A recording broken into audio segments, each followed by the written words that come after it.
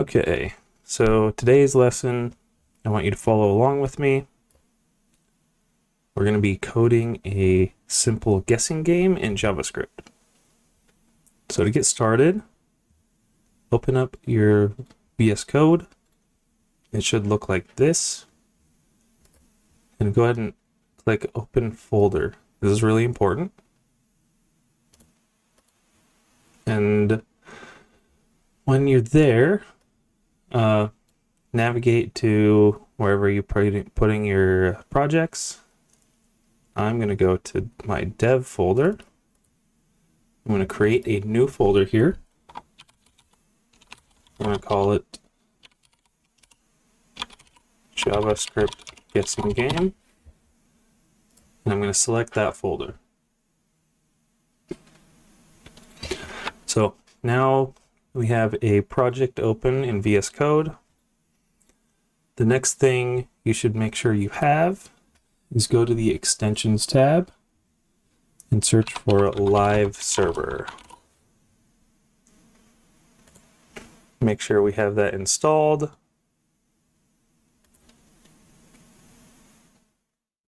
All right, once we have that installed, let's add our files. So what we're going to do is you can do this a couple ways. You can click new file right there, or we can right click and click new file.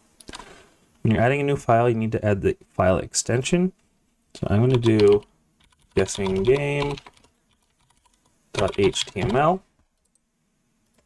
and guessing game.js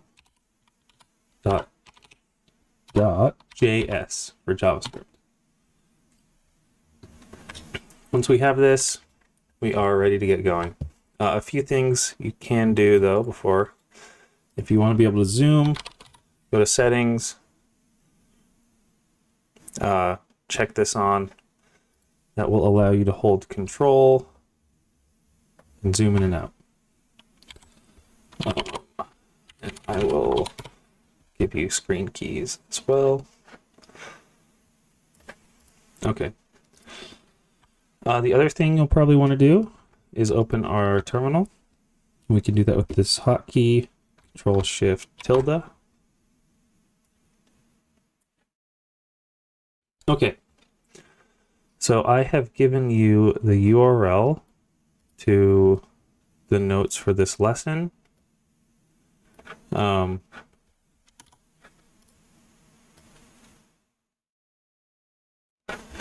These are the same notes on this Obsidian page we're looking at right here. So I made another repository you can look at. You can clone this, you can play around with it.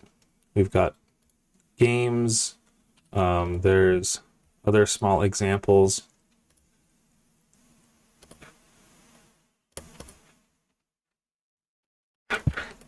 So keep that in mind. Okay, so now let's get started with the boilerplate. A lot of this you don't really need to know, we just have to set it up. So I'm going to go to the HTML file, copy this, I'm going to paste it. You can do the same. Basically what's going on here, the important part you need to know is on line 16, we are linking to the JavaScript file guessinggame.js. And then in our body, we have the title, we've got an input field with a text input field with an ID of guess. We've got a button field with an ID of submit. And we've got a div is kind of like a generalized HTML container. And it has the ID of result. That'll be important later. So let's switch back to the guessinggame.js file. And then below is the boilerplate for that.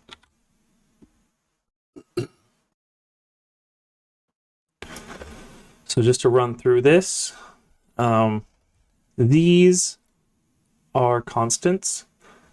They are variables that don't change later. That's important for memory and all that stuff. But basically what they're doing, we can look at this side by side. So each of these variables is pointing to one of these elements. So we've got guess, it's pointing to the ID element with the ID guess. This is pointing to the element with the ID submit, and this is pointing to the ID of result. That's what document.querySelector does. If this was a period, not a pound sign, then it would point to a class. It's not super important for this exercise, but just know that. Okay. So now that we are all set up, let's move on. So the first thing we need to do is create some variables. We'll make them right here above. And also remember, there's a lot of ways to solve problems. This is just one way. So how should we start this out? Well, if we're making a guessing game, we want to generate the number that the player should guess. So how can we do that? Well, we can use some JavaScript classes. One right here. This is math.random. And the reason I bring this up is because this is on the official JavaScript documentation, the MDN. And we can read through this and learn what it does. So it tells us math.random returns a floating point pseudo-random number. It's greater than or equal to 0 and less than 1. With approximately uniform distribution over that range. So we can use this in a bunch of ways. The documentation gives us syntax examples. It'll tell us what it returns, and then here's some use cases.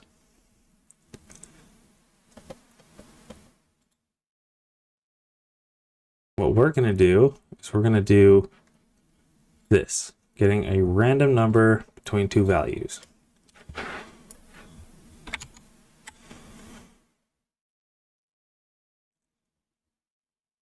So I have those examples here. We're going to type it out. So we're going to add a new variable. This is going to be a constant. For now, we may change it later. I'm going to say target number equals to math dot, and I'll explain this once I finish. Dot floor math.random, multiply that by 100 and add it by 1, and then put a semicolon. So what is happening here?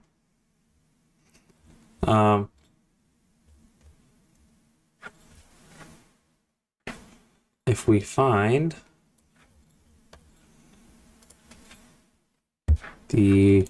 search it. So MDN math floor.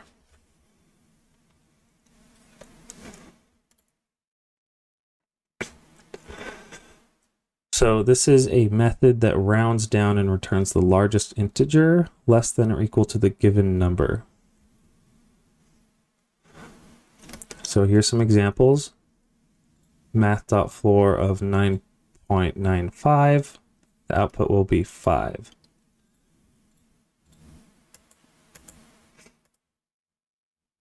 Okay, so it rounds to an integer number. So what we're doing here is we are first this is creating a random number, multiplying it by 100.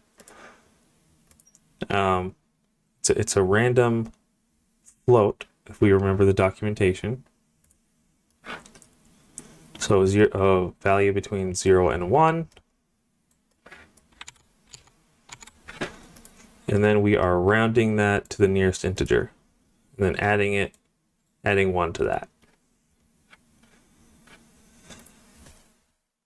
The next variable we want to declare is number of guesses, and we're going to use let.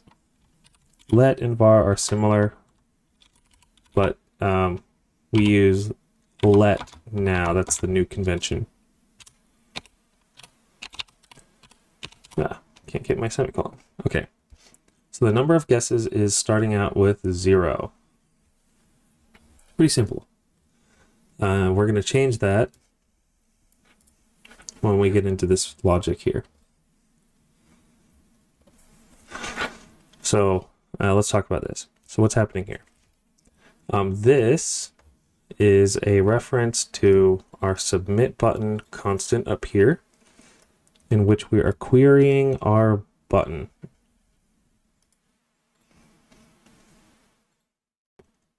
And I guess at this point, before we go further, let's open the live server. So we can go down here, click go live,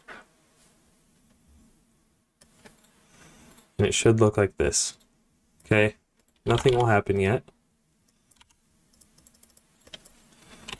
So we're going to hook that up.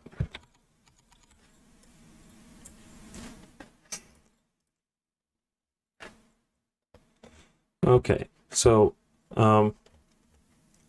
it's pointing to that button, and then the .add event listener is a way to tell the button what to do when it's clicked. In this case, we are specifying a click event like this in a string, and then what happens. So we use a function, put it in here. So this is a function in a function. That's a very JavaScript-y way to do things. And then we're gonna edit what happens when we click that button in here. Okay, so the first thing we're gonna add,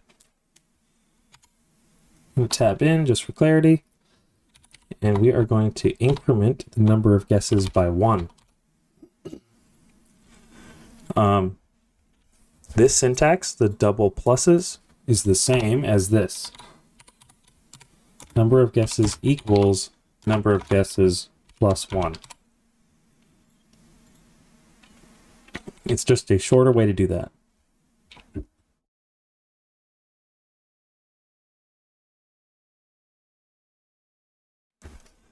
So every time we click this button, the number of guesses will increment, and we can test that.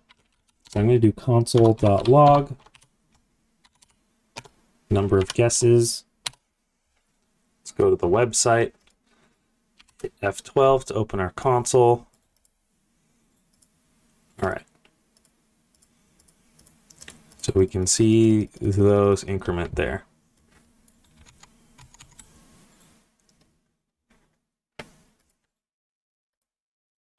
I'm going to comment that out. Okay.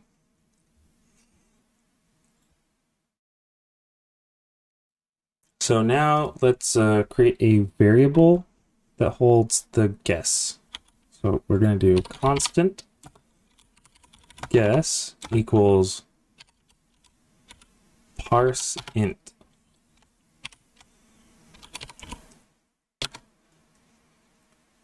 I'm going to do guess input dot value. Nope.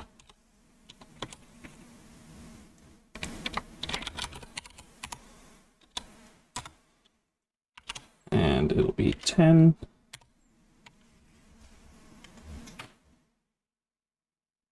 And guess input is right here. So what is parse int doing? Well, parse int takes 2 arguments. The string to be parsed and the conversion for the parse. Just math stuff. We're going to use a base 10 number system. So it'd be regular numbers.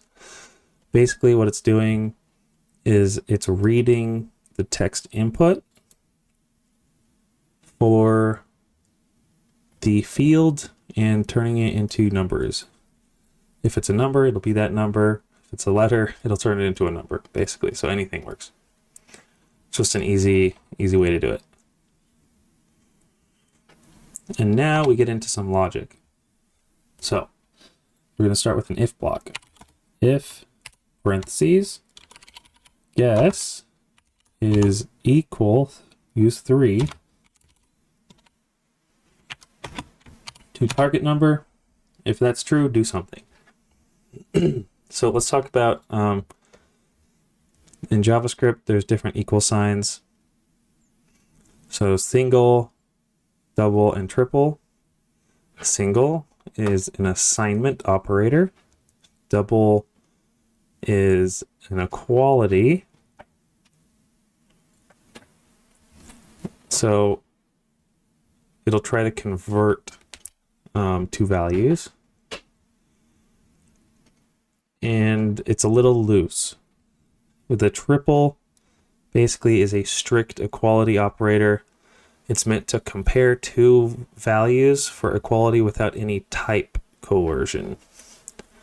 Kind of complicated, but normally these days you want to use the triple when you're doing something like this. But just know there's differences there. Okay. So what next? So inside this block, we are going to say result div dot text content, and we'll say you win.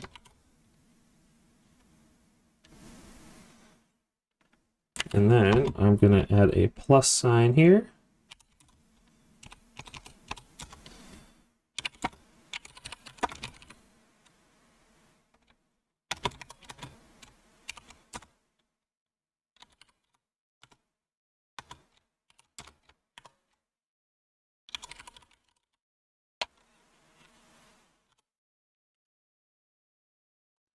So what's happening here is we are changing the text content of our result div, which is right here. So we're putting text right in there. So what are these plus signs? So what we're doing is we're adding a string together with a variable. So what it's going to say is you win. It took you however number of guesses to do so.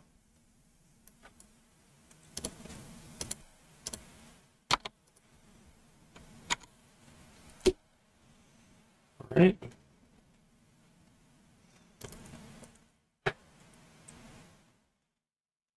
And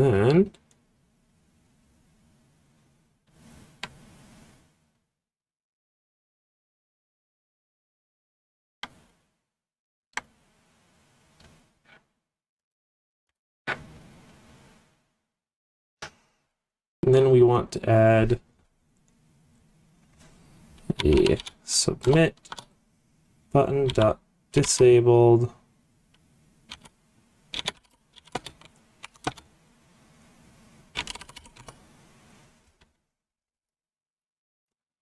so now the button is disabled if they won. So the next thing we want to do is an else if operator.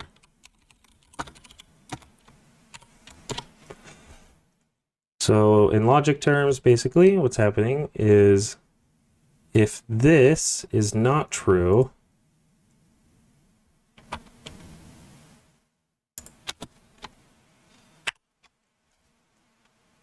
and this next section we're going to put in is do this.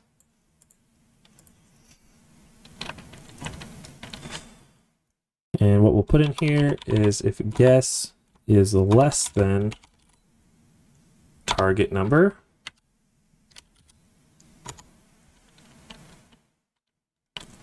then we will say result div dot text content equals too low. Try again. And the next thing we're going to do is just an else. And the reason being, so if this is true, well, if this is false, and then it'll check.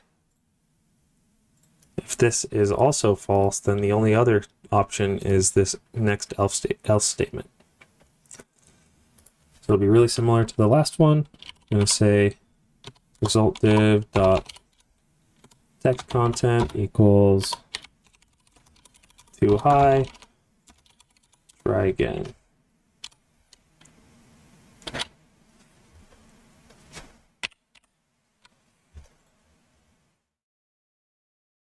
Okay. Now let's try the game.